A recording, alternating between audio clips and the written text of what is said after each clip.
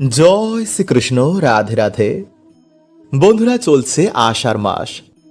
আমাদের হিন্দু ধর্মে এই মাসের গুরুত্ব অত্যন্তই বেশি, কারণ এই মাস স্বয়ং প্রভু জগতের নাথ জগন্নাথকে অর্পণ করা হয়। শাস্ত্র বলছে যে এই মাসে যদি কিছু নিয়ম পালন করা যায় তো প্রভু জগন্নাথ ও মা লক্ষ্মীর কৃপায় তাদের দুর্ভাগ্য কাটে, পরিবারে সুখ শান্তি সৌভাগ্য বৃদ্ধি পায়। তাই এই মাসে ভগবান শ্রীকৃষ্ণের অত্যন্তই প্রিয় তুলসী গাছের কিছু নিয়ম পালন করলে তাদের সারা বছর বাড়িতে ভগবান শ্রীকৃষ্ণ ও মা লক্ষ্মী বিরাজ করে। যেমন এই মাস চলাকালীন তুলসী গাছের পাতা এবং শিকড়ের সামান্য কিছু কার্যে মানুষের ভাগ্য বন্ধুরা চমকে ওঠে। তারা সারা বছর মা লক্ষ্মীর কৃপায় সুখ শান্তি এবং সৌভাগ্যের মধ্যে কাটান। স্বয়ং মা লক্ষ্মীর কৃপায় তাদের আর্থিক উন্নতি কেউ আটকাতে পারে না। তাই অবশ্যই কিন্তু বন্ধুরা আপনারা ভিডিওটি পুরো দেখবেন। বন্ধুরা, শাস্ত্র বলছে যে যেই বাড়িতে তুলসী গাছ থাকে এবং প্রত্যেক দিন যারা তুলসী মায়ের পুজো অর্চনা করে সেই বাড়িতে কখনো বাস্তু দোষ হয় না, কারণ সর্বদেব দেবীর বাস এই তুলসী মায়ের কাছে এবং স্বয়ং নারায়ণ এবং মা লক্ষ্মী তুলসী গাছের মধ্যে বিরাজ করেন। তাই পবিত্র মাসে যারা তুলসী গাছে নিত্য জল অর্পণ করে তুলসী মায়ের পুজো অর্চনা করে তাদের বাড়িতে এসে পড়ে ভগবান বিষ্ণু ও মা লক্ষ্মীর বিশেষ কৃপা। তাই পারলে বন্ধুরা এই মাসের প্রত্যেক দিন বা প্রত্যেক বৃহস্পতিবার দিন আপনারা সন্ধেবেলায় অবশ্যই তুলসী গাছের গোড়ায় একটি প্রদীপ ধরাবেন, তুলসী মায়ের কাছে ভগবান বিষ্ণুর নাম করবেন। এইভাবে যদি বন্ধুরা আপনারা তুলসী সেবা এই মাসে করতে পারেন তো আপনাদের মান সম্মান আর্থিক উন্নতি সুখ শান্তি বাড়বেই বাড়বে এবং সারা বছর মায়ের কৃপায় আপনারা সুস্থ সবল শান্তি এবং পরিবারের মধ্যে প্রেম বজায় থাকবে। তাই এই মাসে যদি বন্ধুরা আপনারা তুলসী গাছের শিকড় সঠিকভাবে ব্যবহার করতে পারেন তো রাতারাতি কিন্তু বন্ধুরা আপনাদের ভাগ্য চমকাবেই। যেমন যাদের বাড়িতে নিত্য অশান্তি রোগ ব্যাধি যাদের পিছন ছাড়ে না, এমনকি গ্রহ দোষের জন্য যাদের আর্থিক উন্নতি কিছুতেই হয় না, চাকরি ব্যবসায় যারা সহজে উন্নতি করতে পাচ্ছেন না বা যারা চাকরি পাচ্ছেন না, তারা যদি এই মাসে তুলসী পাতা এবং তুলসী গাছের শিকড়ের এই তিনটি টোটকা আপনারা এই মাসে পালন করতে পারেন এবং যদি শ্রদ্ধা মনে আপনারা এই কার্যটি করার সময় আপনাদের মন ও বাসনা বলেন তো কথা দিচ্ছি বন্ধুরা আপনাদের আগের তুলনায় সুফল আসবেই আসবে এবং হতে পারে ভগবানের কৃপায় আপনাদের মন ও বাসনা ভগবান পূর্ণ করে দিলেন। কিন্তু তার আগে বন্ধুরা আপনাদের জানা দরকার যে এই মাসে তুলসী গাছ বাড়িতে থাকলে কোন ভুলগুলো আমাদের এই মাসে একদম করতে নেই, কারণ এই সামান্য ভুলগুলো কিন্তু বন্ধুরা আমাদের বাড়িতে দুর্ভাগ্য ডেকে আনে। তাই অবশ্যই বন্ধুরা আপনারা একটু ধৈর্য সহকারে ভিডিওটি পুরো দেখবেন। তাই মাসে বন্ধুরা কিন্তু আপনারা তুলসী গাছের কাছে ভুলেও রাখবেন না এই 5টি জিনিস, নইলে কিন্তু বন্ধুরা আপনারা সারা বছরও বাড়িতে সৌভাগ্যের মুখ দেখবেন না। সংসারে ঝগড়া ঝামেলা অশান্তি এগুলো লেগেই থাকবে।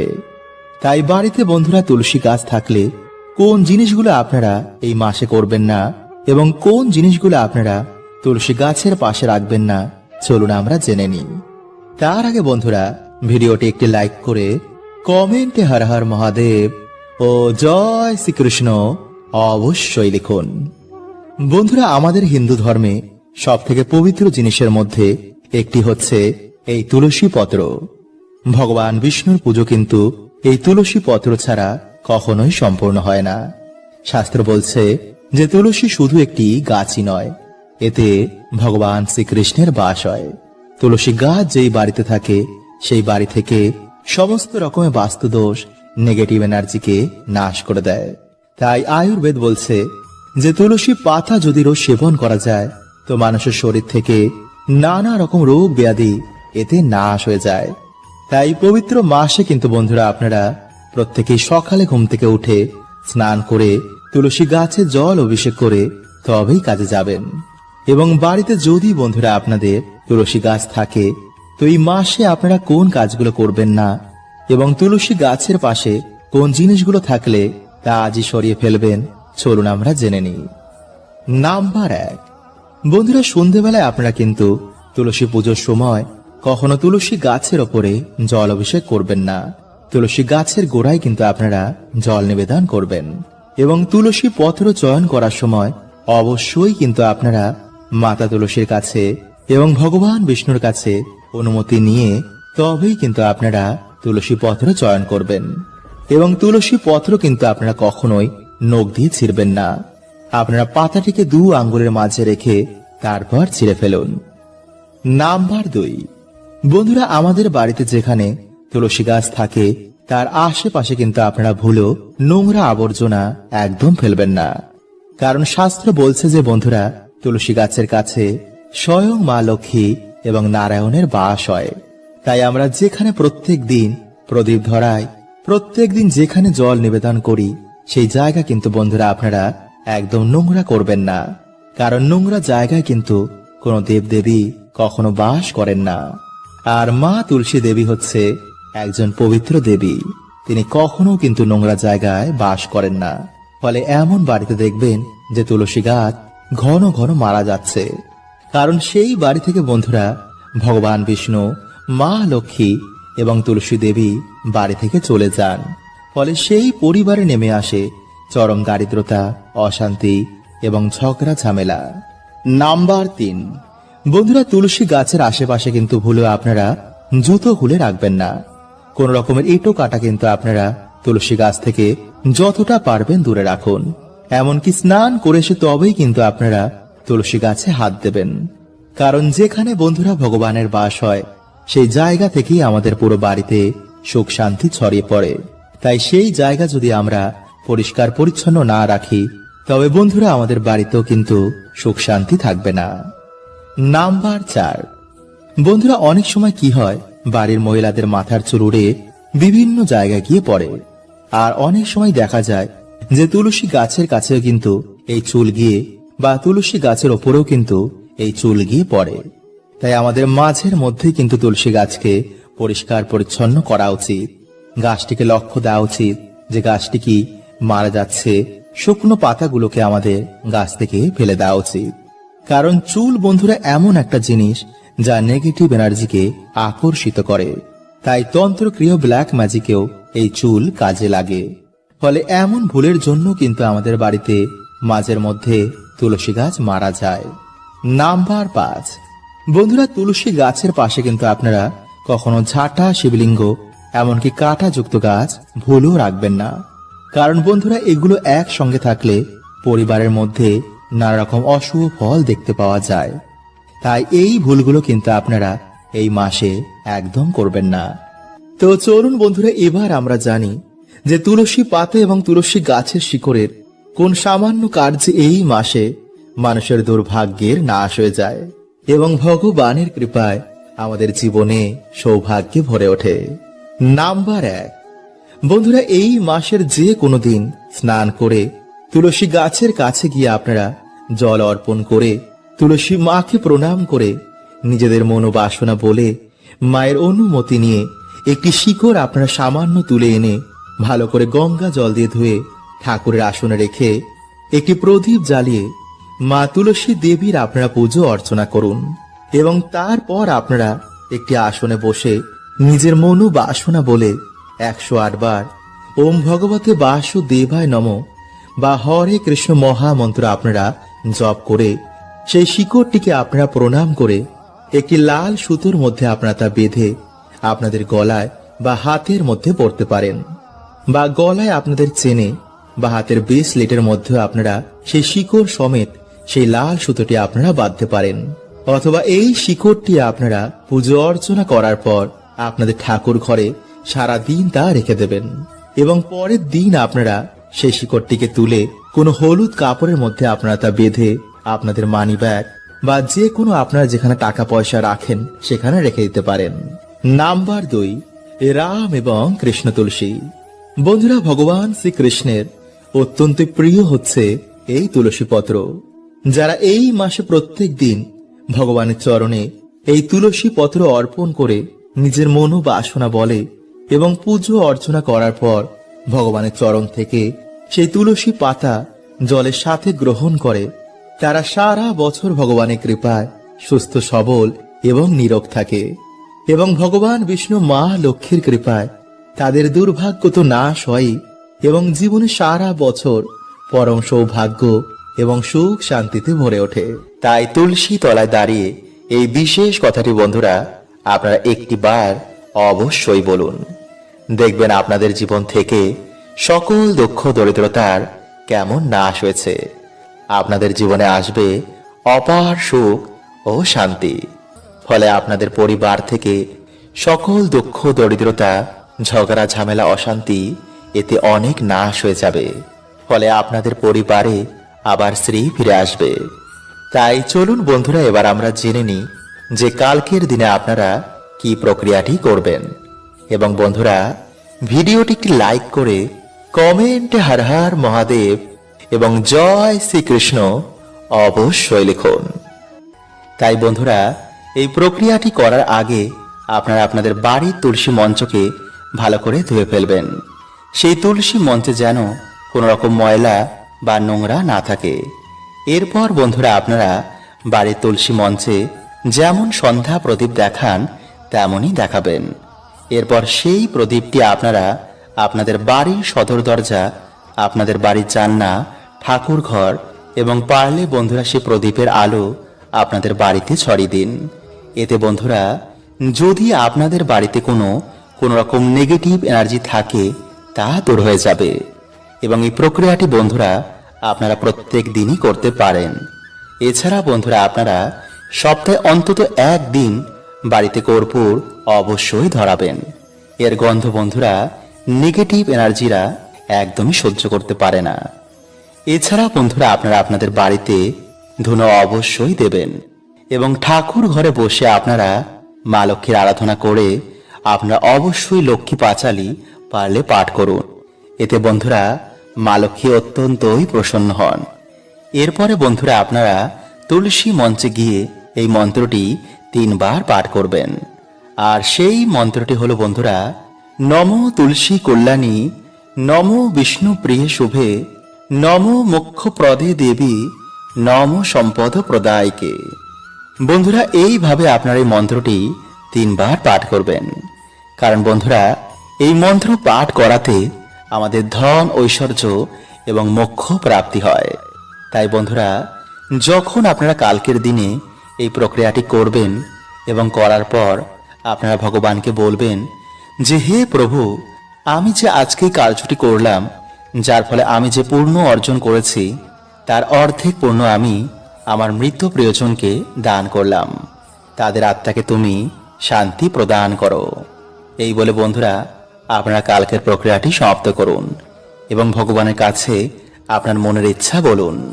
নমস্কার বন্ধুরা, যদি আপনাদের বাড়ির সামনে নিজে থেকেই গাছগুলি ওঠে তো ভাববেন বন্ধুরা আপনাদের বাড়িতে এবার মা লক্ষ্মীর আগমন হবে।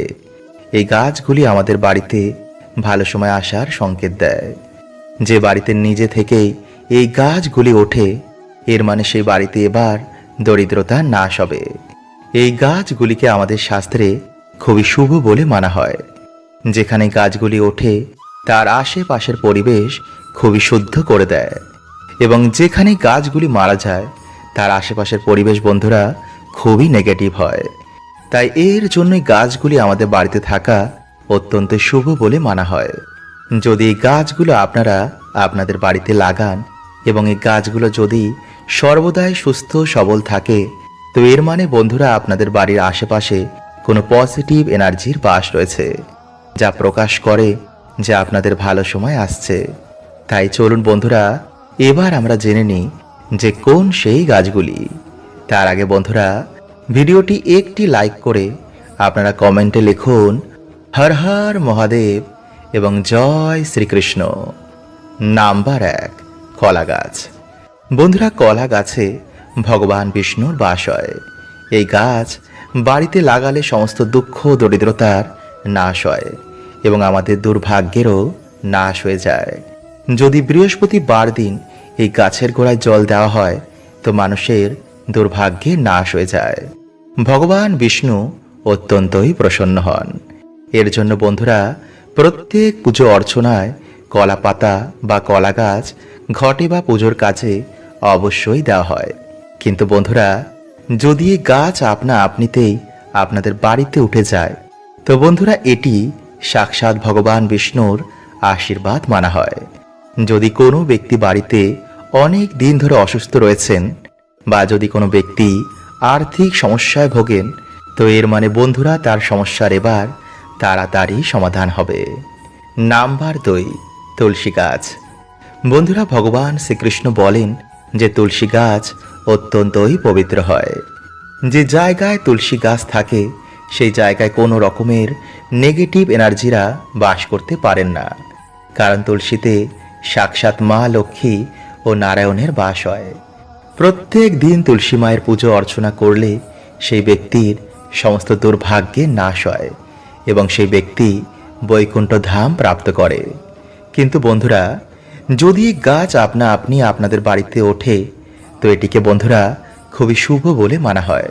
এটি প্রকাশ করে যে আপনাদের বাড়িতে মা লক্ষ্মী প্রবেশ করেছেন। আপনাদের এবার দরিদ্রতা নাশ হবে। চাকরি অথবা ব্যবসাতে আপনাদের এবার উন্নতি অবশ্যই হবে। নাম্বার 3, অশোক গাছ। বন্ধুরা বাস্তুশাস্ত্রের অনুসার বাড়িতে অশোক গাছ আমাদের দুঃখ দরিদ্রতা নাশ করে। তাই এই গাছ বন্ধুরা আমাদের বাড়িতে অবশ্যই লাগানো উচিত। এই গাছ আমাদের বিভিন্ন ধরনের শুভ এবং অশুভ সংকেত প্রদান করে। তাই গাছ যদি আমাদের বাড়িতে আপনা আপনি মারা যায় তো ভাববেন বন্ধুরা আমাদের বাড়িতে কারো খারাপ নজর পড়েছে। কিন্তু বন্ধুরা যদি গাছ আপনাদের বাড়িতে আপনা আপনি উঠে যায় তো ভাববেন বন্ধুরা আপনাদের জীবনে এবার খুশির দিন আসছে। নাম্বার 4, নিম গাছ। বন্ধুরা নিম গাছও অত্যন্ত শুভ বলে মানা হয়। এই গাছ আমাদের বিভিন্ন ধরনের রোগ মুক্ত করে।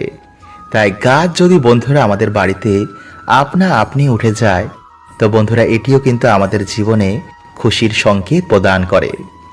নাম্বার 5, আকন্দ গাছ। বন্ধুরা এই গাছ ভগবান শিবের অত্যন্তই প্রিয়।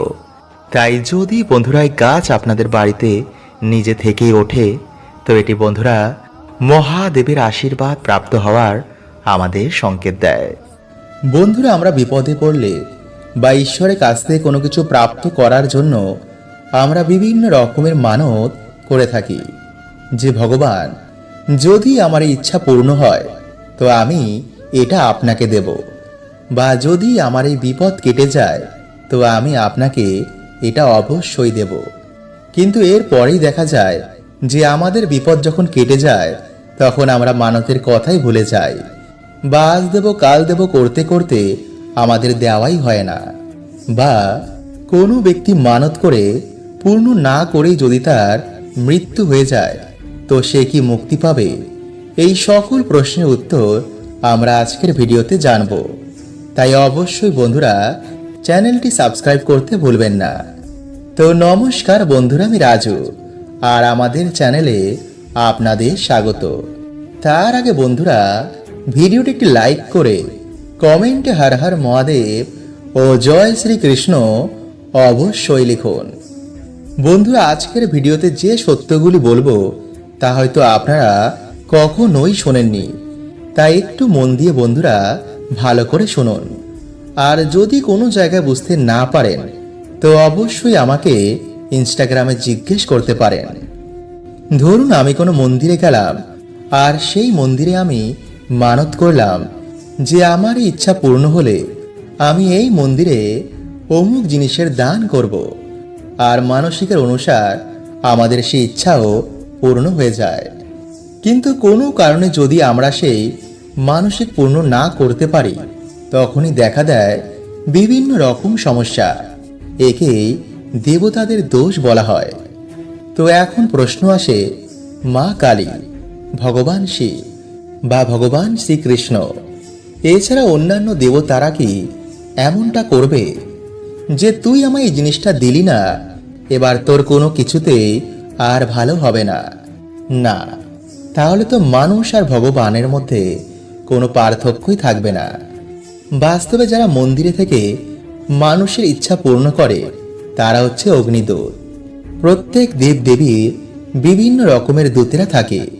এরা দেওয়া নেওয়ার হিসাবে কাজ করে। আপনি কিছু দেবেন, এর বদলেই তারা আপনার হয়ে কাজ করবে, কারণ এর ফলেই তারা ডাইমেনশন ক্রস করে।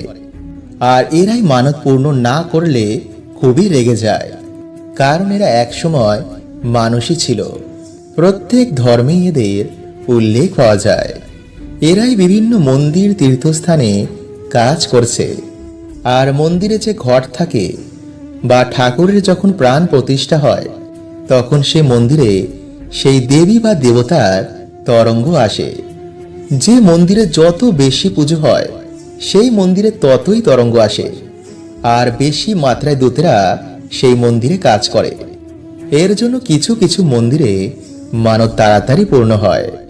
এবার ধরুন কেউ মানত পূর্ণ না করে মারা গেল, আর যদি তার কর্ম খারাপ হয় তো তাকে এই জনিতে থেকে কিছু সময় মানুষের সেবা করতে হবে। এর বদলে যখন মানুষেরা আপনাকে কিছু অর্পণ করবে, এতে সেই ফল আপনার পুণ্যের ঘরে জমা হয়। সুতরাং ভগবানকে আপনি কিছুই দিচ্ছেন না। যিনি সব কিছু বানিয়েছেন তাকে কি আপনি কিছুই দিতে পারবেন? এটা শুধুই মূর্খতা। তাই যতদিন আপনি ঈশ্বরকে স্বার্থ নিয়ে ডাকবেন, ততদিন আপনার প্রার্থনা এরাই শুনবে। যেদিন আপনি নিষ্কাম ভাব নিয়ে ভক্তি ভরে ডাকবেন, আপনার ডাকের পিছনে কোনো স্বার্থ থাকবে না, সেই দিন আপনার প্রার্থনা ঈশ্বর নিজে শুনবেন। এটাই ভগবান শ্রীকৃষ্ণ গীতায় বলেছেন। তিনি নিষ্কাম কর্মযোগের কথা গীতায় উল্লেখ করেছেন। তো আশা করছি বন্ধুরা আপনাদের ভিডিওটি ভালো লেগেছে। এরকম আরও ভিডিও পেতে আমাদের চ্যানেলটি সাবস্ক্রাইব করে আমাদের পাশে থাকবেন। তো আজকের মতন বন্ধুরা এতটুকুই।